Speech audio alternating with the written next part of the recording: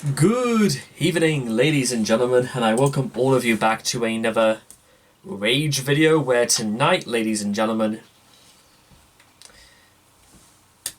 we are continuing through our journey into the world of Volume 4.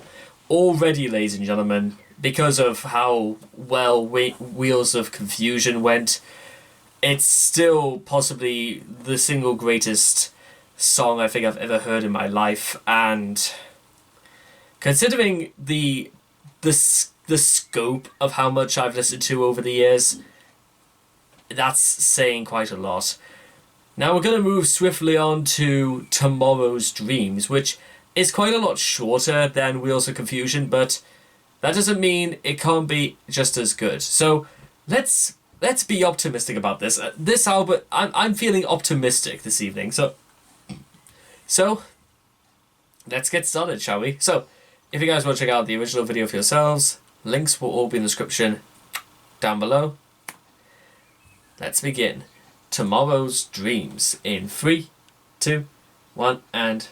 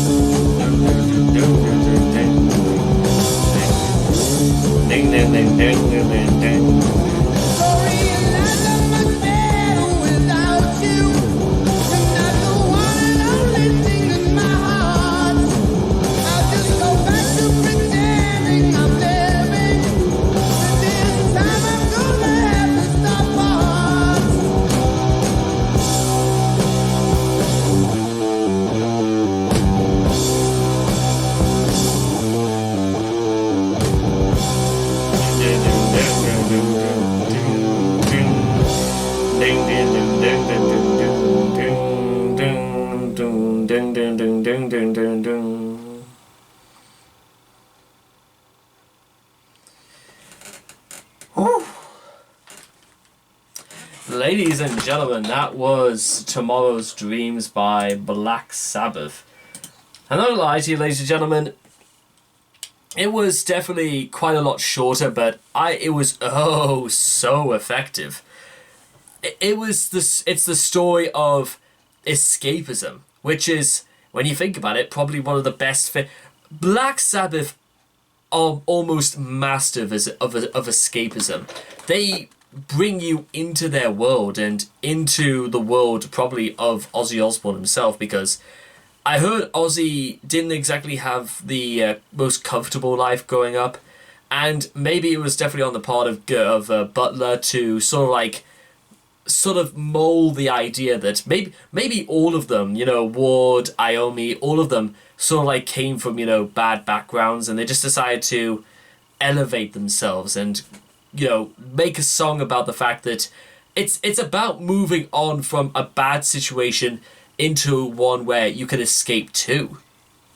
And tomorrow's dreams are simply the things that are going to happen the next day. But when the next day comes, it's a new day. It's not tomorrow anymore. The idea, ladies and gentlemen, is that perhaps tomorrow's dreams are always just a little bit out of reach. And the best thing you could hope for is something not so much like a downgrade, but something a bit more realistic.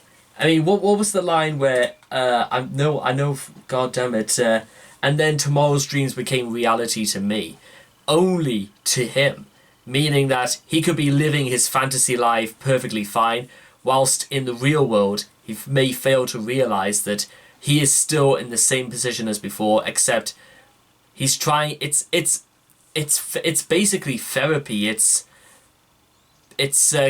is consuming himself with self-pitying talk, which is, I think, very, very interesting because, well, maybe is this a way to block out the pain perhaps sometimes, that all you can think to do is just imagine or create realities of your own in which you have complete control, when the real reality, ladies and gentlemen, is that the only reality or dimension you have full control over is in your mind. And I've heard Osbourne sing stuff like, Hole in the Sky and Megalomania. I've heard him do stuff where he describes that he feels as if like he needs to create a world in which he has complete control, but all of a sudden his fantasies take control of him, and so he longs to get back into the real world. Yes, I'm leaving the sorrow and heartaches before it takes me away from my mind. He is desperate to get away from his situation because it feels as if like his happiness is simply not going to survive. That's more dreadful than it sounds, but what I think's the very, very stoical and very, very important of what Black Sabbath have done is that they stuck together. Even though towards the end of the 70s things get, a bit difficult on that, especially because did Ozzy leave and then that's how Ronnie James Dio came into Black Sabbath? I'll have to just look into that if we're going to talk about Heaven and Hell in full, because I'm not going to sugarcoat anything, ladies and gentlemen. Ronnie James Dio's time in Black Sabbath is, I think, one of the best things that's perhaps ever happened. Certainly better than when Blaze Bayley joined Iron Maiden. Are you kidding me? Then those guys. So, ladies and gentlemen, I must say, to conclude this video, and perhaps the only way I can possibly imagine is that, well, just like in Megalomania, how did my fantasies take complete control? Because of, well, perhaps of numerous things, ladies and gentlemen, extraneous circumstances of the world we're living in, fantastical realities we have created and we want to stay in because it's only there that we have control. Maybe that's where my eating disorder came from, ladies and gentlemen, because the only thing I had complete control over was what was in front of me, because it couldn't fight back, it couldn't talk smack about me, it was there to be consumed and devoured. And I did that to perfection. Kind of makes you think, doesn't it, about what you do, ladies and gentlemen, because it makes me feel like one thing perhaps me and Ozzy have had in common, and Ozzy still exemplifies this to this day. He and I, and maybe he's like the rest of you out there, ladies and gentlemen, Ozzy and maybe possibly Butler I'd throw in there as well, but we are all definitely young at heart. Maybe just a little bit too young for this world. Anyway.